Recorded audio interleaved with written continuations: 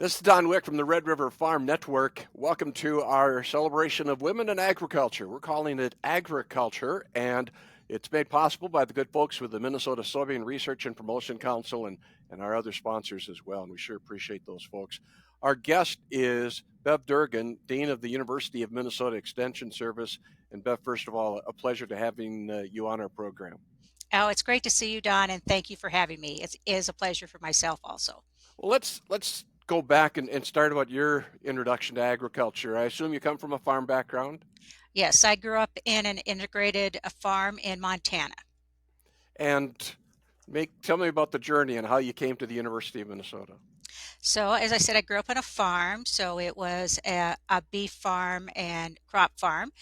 And I was active in 4 H. So, 4 H for 9 years. And then that is really how I got to college. Is 4-H was I was a first generation college student. So 4-H, when I went on a 4-H leadership trip to Montana State, that was the first time I've been on a college campus. So that was really my introduction to going to college after high school. So I graduated from Montana State, and I have a business degree. And during that time, I think all of us kind of don't, at least I didn't always really determine what my career was going to be. So as an undergraduate, I started working for a professor who was a weed scientist, and I got very interested in that field in agronomy. So then I went from there to North Dakota State to get my master's and PhD in weed science, and I came to Minnesota right out of graduate school as a faculty member. So it's kind of my journey. I just am state hopping over to Minnesota.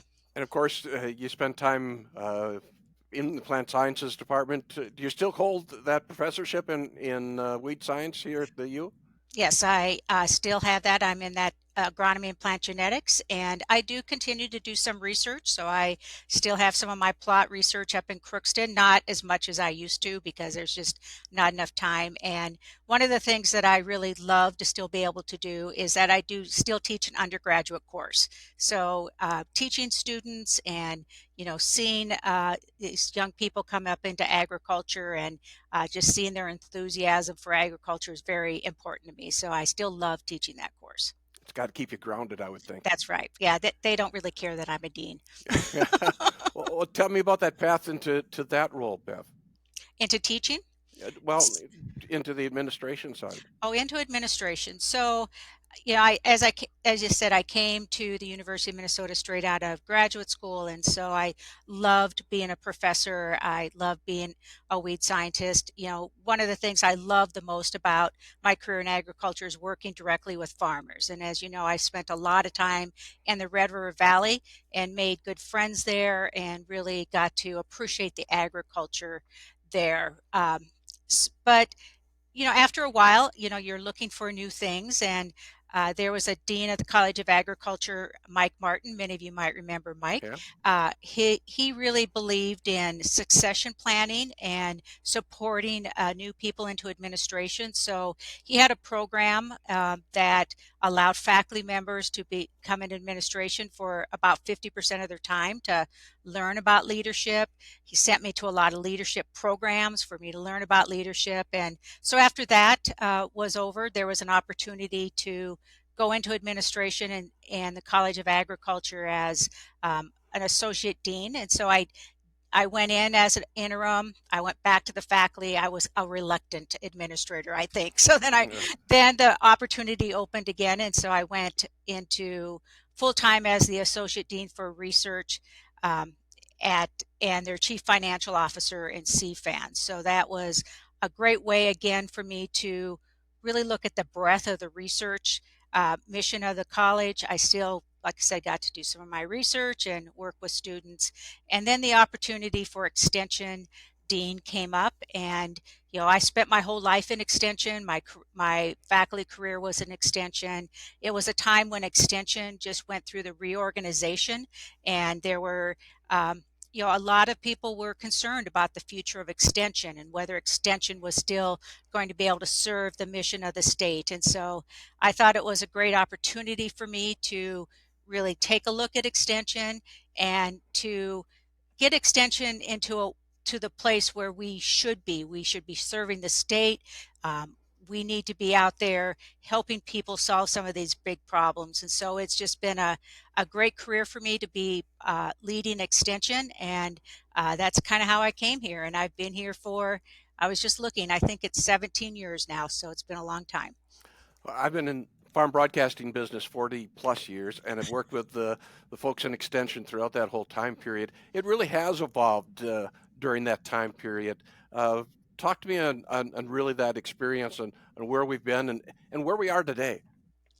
Well, extension, when we went through the reorganization, it was really a county-based program, and that program was just not working anymore. That there was that the county funding, the state funding, the federal funding was all changing. And so, and also that is right at the time that we were really using the internet and cell phones, and people just didn't walk into county offices as much anymore. So we needed to change how we delivered programs, and the need for extension programs did not change, but how people connected with extension did change. So we have a new relationship with the counties. They get to determine what level extension they want in their counties. All We still have offices in all 87 counties. 4-H is funded. uh, a large percent of our 4-H program is funded by our county partners. They are very committed to the youth in their counties, and they also fund our ag and natural resource programs. And then we have our regional offices, 15 throughout the state, and that is where our regional educators are. They're all, in all of our areas too, and they serve statewide. And then we still have our partnership with our partner colleges, CFANS, Vet Med, which are very important for our research base. So we've really looked at how do we serve the state. It's not walking in, it's, electronic websites. But also, I think, as you know, is that even though people get information online, through webinars, people still like that face-to-face touch too. And so we're trying to make sure that we're doing both of those and meeting people where they want the information. And really, the issues you're dealing with today are different than maybe when you started with extension. We've seen that natural progression there as well. Oh, absolutely. So, production agriculture is still important, but it's around some of these bigger issues, as we know, the nitrogen issue in Minnesota and the impact of production agriculture and animal agriculture on, the environmental issues. How do we respond to climate change? Or, even if you don't want to call it climate change, we're seeing changes. And how do we respond to that? How do we develop a really sustainable agricultural system that reduces risk? And I think that's one thing that extension we really talk a lot about, is to how do we help producers, communities reduce their risk? How do you respond to that? And also, how do you just not respond? I think one of our issues we really need to think about is how do you plan and not just wait for that next event or wait for that next thing. And so the research base that we have, helping people make decisions and plans, is really an important part of extension. We still answer questions. Yes, we answer questions about whether it's time to tap that maple tree right now, but we also talk about, what does that mean for that maple tree, and what are some of the impacts of this weird weather we're having on trees and others. So it's beyond just that question answering. It's about giving that research-based information for people to make their own choices and their own decisions. Well, maybe this isn't a good question, but what's a typical day like for you, or is there such a thing? It's a typical day like for me. I spend a lot of time in meetings, and that's one thing that I do. The Extension's a big organization. We have, 700 employees in this organization, so there's a lot of just managing those employees. But I also like to make sure that I spend time outside the office, and that's what I did as a faculty member. You can't learn what's going on by just sitting in your office. So Tuesday, I was up at the Women in Ag conference in St. Cloud. It had over 200 women, producers, women in careers at that conference. It was great talking to them, just getting their sense of what's happening in agriculture. So I try to combine my days with in the office, but my days out in the office, out of the office too, doing other things and really still connecting to what Extension is doing is that, we got a big state we're serving here. No doubt. And in this series, we're talking about women in agriculture. When you moved into your role in Extension, were there many women in the field that you're involved in today? So I was an agronomist, a weed scientist. So I was the only female agronomist. I was the first female tenured in my department. So that tells you just what the gender distribution was. The other professional agronomist that I would say within the university system was Lisa Benkin. She was the county agent in Detroit Lakes in Becker County, and she was the first female county agent in the state too. So it, the demographics was very different. I was very fortunate that I grew up on a farm where my father was a very much an equal opportunity employer, so my brothers and we all did the same thing. I felt I was very much grounded in that ag community. And I have to tell you that I loved being, first starting my career. The growers were very accepting of me, and, it's really about having the information that producers want and being able to work with them. So this was a very welcoming place to me, and I still just really love being here in Minnesota. Obviously, a bit of a trailblazer. When you look at it, who are your role models when you moved into these roles? So, my role model, my mother. My mother was 100% in the farm operation with my dad. They made decisions together. They had their own roles, but they were very much part of that farming operation. And my mom still lives on our home place, and she is getting very excited for lambing and calving this year. So she's very much, part of making those decisions. And then I've also had some good mentors, which helped me. So the professor that I worked with at Montana State, he really showed me that what it was to look at to be part of a research program, a field program. He gave me great opportunities to speak to growers when I was an undergraduate, which doesn't happen very much. When I got to North Dakota State, many people know Dr. Alan Dexter. He was my PhD advisor. He also gave me opportunities to talk to growers, to be involved with extension. And then when I got here to the University of Minnesota, Mike Martin, who was the dean at the time, was also a great mentor. Really, he really believed in supporting people and supporting their careers. So I just am fortunate to have a lot of mentors, people that helped me be better at my job. And today, yes, when I was at the Women in Ags conference, I talked to them about the importance of being a mentor. I think that we all need to help each other in this career.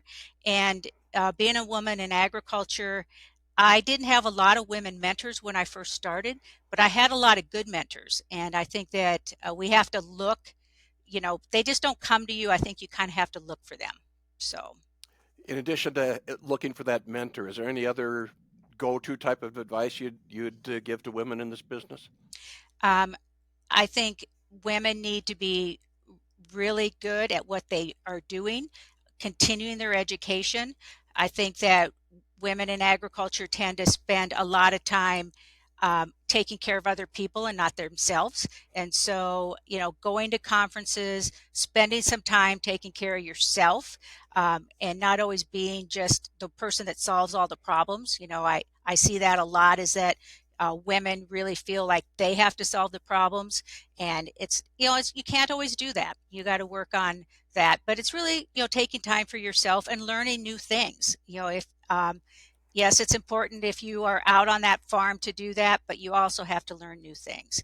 And we had a large group from FSA, a lot of new hires in FSA, and one of the things I tell them is network. Just getting to learn other people in your career and where you are, and not just females. It's important to mentor with people that are supportive of your work. And I've been fortunate to have a lot of male mentors, and I also have had a lot of female mentors. So to really kind of you need to have both, I think. I think particularly when we look at maybe the general public, agriculture still is misunderstood by many. How do we correct that? How do we change that messaging? Well, I think I think it comes down to you know what and so when you know agriculture, you look and you say, why do people not understand what we're doing? And but then we also say, why don't those people in town understand what we're doing? And I think it is again, you know what you know. And I think we have to all do a better job of advocating for agriculture. And I think the message is that we all eat food is not enough anymore because we know this country. It came a little bit during COVID, that there may not have been as much food available, when people wanted it, but this country always has had food. We have food. We could talk about the distribution center type of food, but we have food. So just saying that you should support agriculture is not enough anymore. I think we really need to tell our story about how we're good environmental stewards, how agriculture is taking care of the land base of this state and this country, and really telling the story. And I think the more that we can do around things like agritourism, having people come out to the farm to see how that farm is being managed. I think the work that a lot of our grape industry is doing, coming out to the rural parts of the state is really important. And I think that is what we have to do. We have to show, and we can't just tell. We have to find ways to get people involved. So anything we can do at county fairs, any type of thing to bring in the more urban audience to understand that agriculture is not just giving you food. It's doing a lot of other things for the state and for the economy of this state. Sometimes that takes us out of our comfort zone, and we have to be willing to do that, I would say. Oh, absolutely, because that's not easy. Having people come to your farm, having people ask those type of questions is not always a comfortable place. Again, the series is focusing on women in agriculture. You talked a little bit about your advice, but and I know you've obviously been going to meetings and such on this topic. Any final thoughts that you want to share with our audience on this topic? I think one of the things we need to think about for the future of agriculture is who's going to be in agriculture in the future. We are really putting an emphasis in our 4-H program to look at first generation 4-Hers, and we need to bring new people into agriculture. So we know that people growing up on the farm is not enough to place everybody we need in agriculture. So reaching out to rural kids um, that are not growing up on a farm, reaching out to urban kids, get them excited about agriculture. So, that's one thing that's why I still teach. I love doing that, but we need to get more people into agriculture, and anything that we can do to do that is going to help us in the state. So it's whether you go and talk to a high school class, go to a college class, hire an intern, do those are the things that we need to be doing to keep agriculture strong in Minnesota. Just think of the workforce issues we're dealing with Oh, today. yeah, We need people that are engaged at different levels. absolutely. Yes. Well, again, Bev, it's a treat. I really appreciate the chance to connect with you on this. Well, thank you. And I don't always get a chance to talk about my career. I just am in it, I guess, is Right. how it is. So, Well, it's fun for me to get to know you a little bit on this way. Bev Durgan, again, with us, Dean from the University of Minnesota Extension. This is our agriculture series. Again, our thanks to all of our sponsors for making this possible. I'm Don Wick on the Red River Farm Network.